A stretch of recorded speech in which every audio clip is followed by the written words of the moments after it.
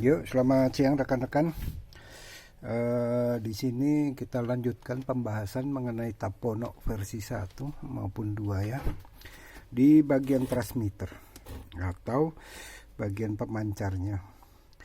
Jadi setelah kita rakit dan bunyi, hal yang pertama harus kita buat adalah LPF. LPF ini bisa juga memakai induktor, sama, cuma dari segi harga, biaya, ya kita lebih bagus memakai induktor karena lebih murah ya. Cuma kalau kita punya IF 5 mili itu bisa. Terus untuk IF 5 mili bagian kaki 3 itu adalah primer. Bagian kaki 2 adalah sekundernya. Di sini udah ditulis ya, di bagian bawah ini. Ini primer 10 lilit, sekundernya 3 lilit. Kalau kawat itu pakai kawat yang kecil ya. Kebetulan aku pakai kawat ini bekas dinamo ini. Ini yang aku pakai.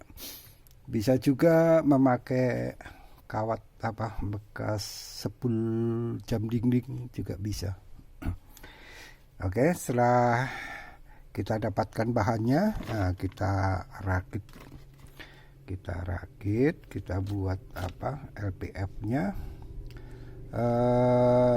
Untuk pertama itu bagian sekunder itu kita lilit 3 lilit, 3 sampai 4 lilitnya, itu tergantung ferit yang di sini. Terus ada IF seperti ini warna hijau tua atau mungkin warna orange itu yang dipakai biasanya di FM ya, 10,7 itu pun bisa langsung dipakai di dalam. Cuma harus diingat kita ukur dulu. Kadang-kadang di FM ini IF-nya pada sekundernya kadang-kadang kosong. Jadi kita ukur dulu pakai multitester. Oke. Setelah kita dapat bahannya seperti ini, kita lilit 10 sekunder 3, terus kita masukkan kemari. Bagaimana kita mentuning ini IF ini supaya pas? Ini dari antena ini begini. Ini kondensator kita lepas dulu. Kondensator ini kita lepas. Yang di sini pun kita lepas. Terus dari antena ini kita masukkan kemari. Kita jumper dulu kemari. Terus ini outputnya ini kita sambung ke antena. Terus setelah itu kita trim. Kalau pakai IF kita trim.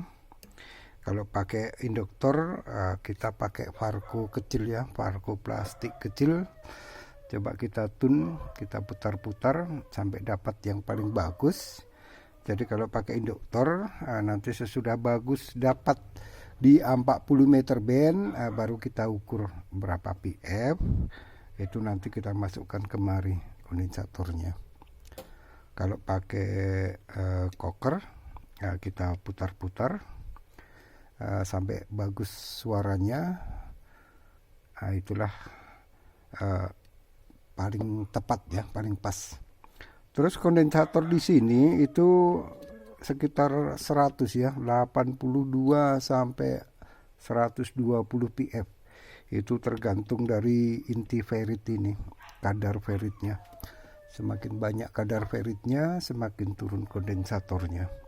Jadi untuk di sini saya tulis 100 PF, itu adalah tengah-tengah ya.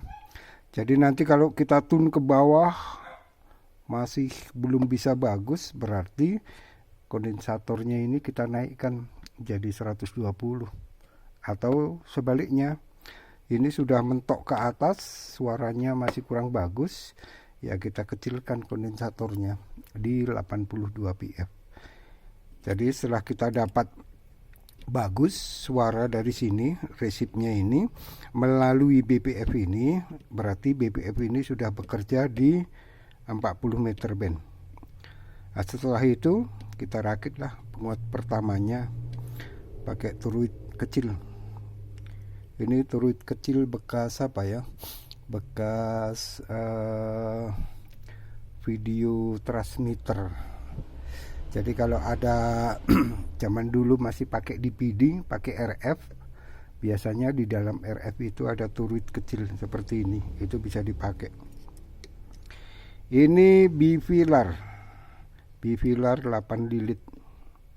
Transistor ini biasa aku pakai 1815 ya, 1815C atau yang lain 945 pun bisa, 372 pun bisa.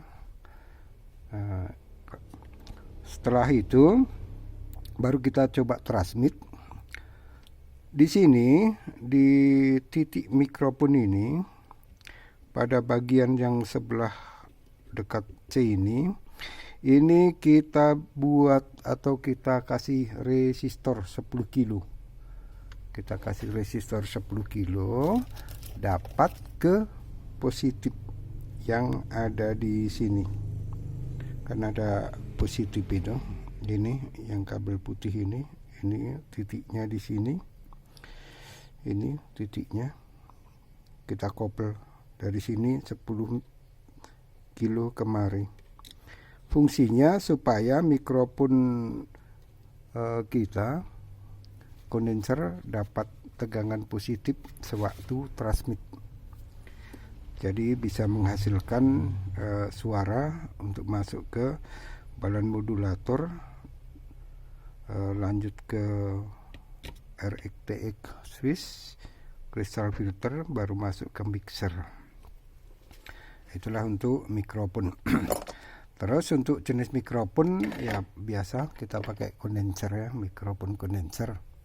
Kalau kurang bagus, kurang kuat, bisa kita tambahi dengan preamp sederhana.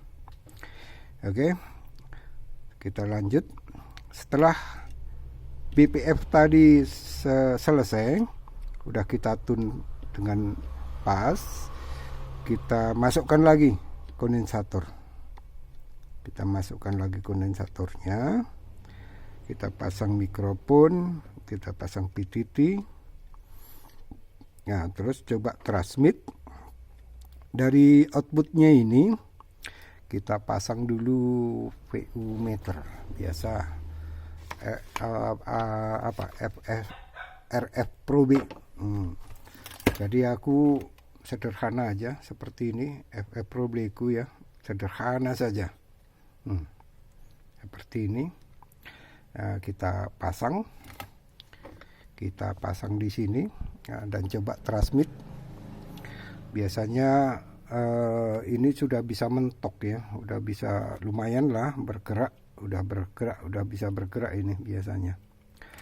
Setelah bisa bergerak, keluar, kita lanjut ke sini, ke BD139 yang di sini.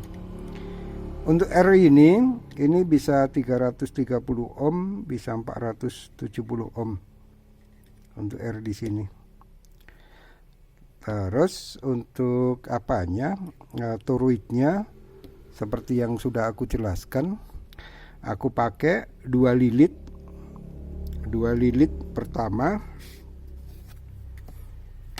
Nah, di sini 2 lilit, ini 2 lilit, yang kemari 6 lilit. Kan ini ada 2 bagian, ini 2 lilit, ini 6 lilit. Setelah itu kita tes lagi di outputnya ini, atau di sini di outputnya ini pakai fs meter tadi, pakai ini. Nah, itu biasanya sudah pergeserannya sudah mulai lumayan, udah bisa kandas habis. Nah, itu menandakan bahwa penguat 1, penguat 2 sudah bekerja. Terus ke final. Jadi kita buat ini trifilarnya seperti ini. Sesudah kita pasang, BPF masih belum kita pasang ya, BPF belum kita pasang. Sudah panel pasang. Ini VR ini kalau boleh di tengah-tengah aja dulu, karena kemari semakin kecil, ke sini semakin besar. Di tengah-tengah dulu. Terus kita pasang SBR dan juga demilot. Coba kita transmit, kita atur ini sampai ada keluaran sekitar 10 watt ya. Kita atur pelan-pelan. Setelah bisa mendapatkan dan SBR-nya itu sudah bagus, berarti dari sini sudah match, keluarannya ini 50 ohm. Jadi lebih mudah nanti kalau kita akan membuat BPF. Kalau ini belum match 50 ohm, kadang-kadang BPF-nya ini susah sekali kita menempatkan. Jadi setelah dapat 50 ohm, baru kita nanti pasang BPF di sini. Jadi pemasangan BPF itu karena resip ini dari sini, BPF resip masuk ke relay, terus masuk ke BPF ini kita pasang BPF. Resip yang di sini, yang pertama kita ambil antena dari sini dan kita pindah ke antena kemari, itu resipnya harus sama. Jadi tidak ada perubahan, menandakan bahwa BPF ini sudah bekerja. Tetapi kalau resipnya kita ambil dari sini antenanya, terus kita pindah kemari, titik antenanya dia mengalami penurunan, berarti BPF ini belum bekerja atau belum pas pada band pass filter. Jadi dari situ kita bisa bisa istilahnya secara cepat bisa kita tentukan bahwa BPF ini sudah match di 40 meter. Jadi sesudah dari sini antena pindah kemari antena, untuk perubahan resipnya tidak signifikan atau sama, berarti BPF sudah bagus. Terus kita pasanglah untuk bisa kita cek lagi ke SWR untuk transmit. Jadi itulah untuk penjelasan singkat mengenai bagaimana mentun BPF dan juga per tingkat sampai ke panel dan LPF yang ada di sini. Terus satu lagi untuk turuit memang ada sebagian bisa dipakai, ada sebagian yang tidak bisa dipakai. Namun lebih baiknya kita buat lilitan kawat-kawat seperti ini, entah 20 lilit. Terus kita coba pada osilator Colpit. Setelah dia bisa menunjukkan frekuensi keluarannya, kita pakai osilator Colpit dan bisa menunjukkan frekuensi keluarannya, berarti turuit ini bisa dipakai. Ada memang sebagian turuit dari LHE bisa mengeluarkan frekuensi, ada sebagian yang tidak bisa. Jadi selama eksperimen memakai LHE, yang sembarang LHE memang bisa kita buat, cuma untuk keluarannya itu tidak maksimal, cuma sekitar 8 watt aja. Jadi itulah penjelasan singkat mengenai BPF, penguat 1, 2, 3, LPF dan juga turuit. Iya. Oke, rekan-rekan, selamat menguprak-uprak. Semoga penjelasan singkat ini bisa menjadi patokan ataupun referensi menguprek Taponok 2 bagian transmitter.